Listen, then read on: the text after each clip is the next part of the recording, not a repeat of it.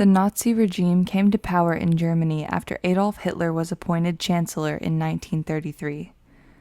Under Hitler's leadership, the Nazis carried out atrocities, which led to the deaths of millions of people. Despite this horrific and devastating loss of innocent human lives, the Nazi regime stole even more from history. Having essentially limitless power in the areas they occupied, the Nazis abused this power to systematically loot thousands of pieces of artwork. Many of these priceless pieces, some created by the most famous artists in history, have been lost forever. In this episode, we will explore one of the lesser-known war crimes of the Nazi regime, the plundered art of the Nazi occupation, the effects of which are still felt today.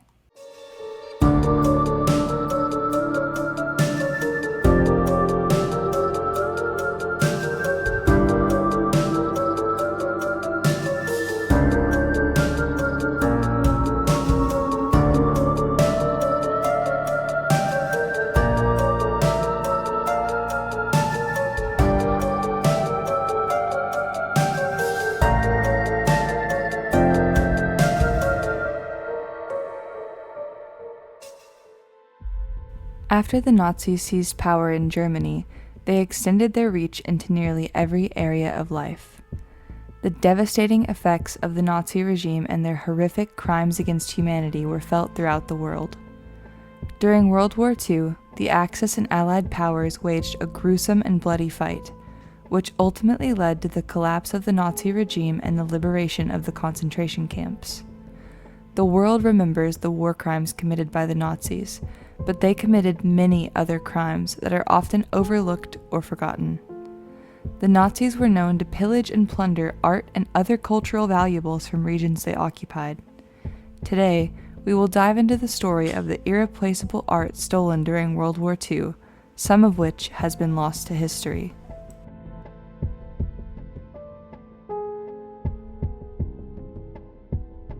Adolf Hitler, the leader of the Nazi regime and Chancellor of Germany, originally began as an aspiring artist. He was not accepted into art school, but his affinity for fine art never left. When Hitler rose to power, he appointed several specialized units to carry out his orders. One such unit, known as the Eisenstab Reichsleiter Rosenberg, was directly tasked with finding and retrieving artwork of all forms. These pieces were stolen from any areas the Nazis occupied, especially from Jewish families displaced and persecuted by the brutal Nazi regime, and they were brought back for Hitler's personal disposition. This plundering was systemic. Pieces of precious and valuable art were stolen from the castles of Germany and the salt mines in Austria alike. If the ERR wanted something, they took it, and there was nobody to stop them from unlawfully laying claim to anything they pleased. The sheer quantity of stolen property is overwhelming, to say the least.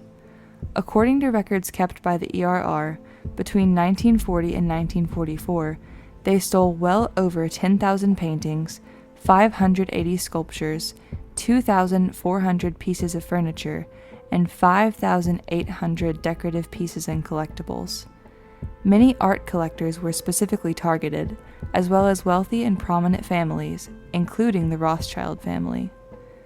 Later findings by the Allies also revealed that the ERR stole mass amounts of gold in addition to the artwork and other pieces. The Nazis' systemic theft of these pieces led to widespread cultural devastation. To fight against this, the Allies established the Monuments, Fine Arts, and Archives section, more often referred to as the Monuments Men. This group was comprised predominantly of art historians, museum directors, and curators. They were tasked with protecting cultural sites and meccas of art and culture from being destroyed during the war that continued to rage throughout Europe. The Monuments Men also attempted to locate and recover artwork stolen by the Nazis. While the Monument Men made a profound impact with their cause, the sheer devastation to the arts perpetuated by the Nazi regime was overwhelming. Eventually, some of the pieces were placed back in the hands of their rightful owners. Many of the pieces went on to live in museums and private collections, with the museum curators unable to accurately identify the original source or ownership. The ERR prepared photographic catalogs of some of the pieces they stole, which were created to provide to Hitler, and later were used in the Nuremberg trials to expose the extent of the Nazis' looting efforts. Still, despite the valiant attempts made by the Allies to restore stolen art to the proper hands, many pieces were lost. Original pieces made by famous artists, including Vincent van Gogh and others, remain lost to this day. Despite the war ending officially in 1945, restoration and recovery efforts are still ongoing.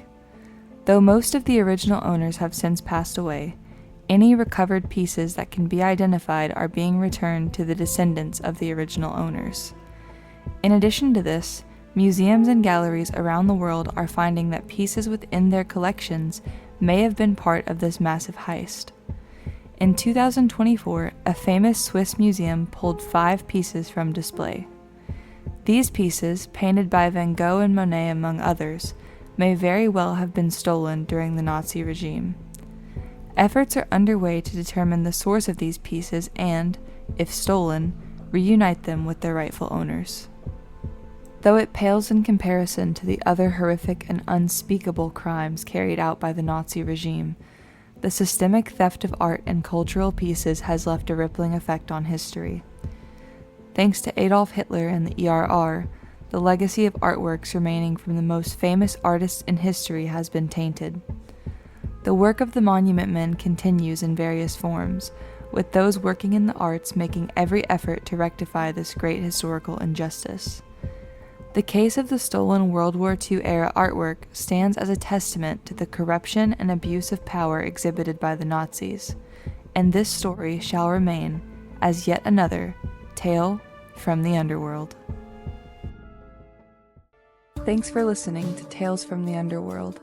If you're fascinated by the stories we uncover, make sure to hit that subscribe button on your favorite podcast platform so you never miss an episode.